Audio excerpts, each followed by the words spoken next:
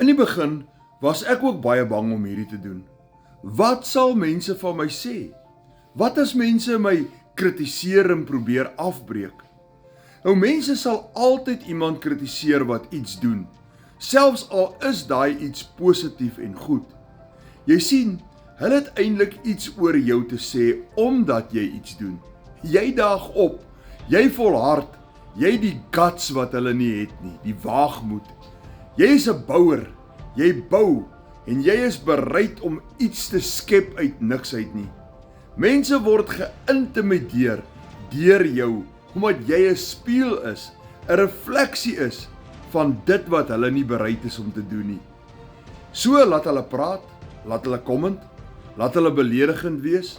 Hulle probeer jou afbreek omdat hulle self nooit kan bou tot op die vlak waar jy is nie. Baie geluk. Jy het die krag en die visie en die fokus.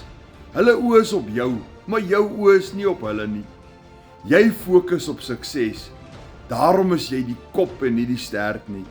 Nou ek maak dollars aanlyn en hierdie werk vir my. En as ek dit kan doen, kan jy dit definitief ook doen. Skryf vir my in die comments, vertel my meer. Of WhatsApp my met die woorde, vertel my meer. En ek stuur vir jou al die inligting wat jy nodig het om ook suksesvol dollars aanlyn te kan maak.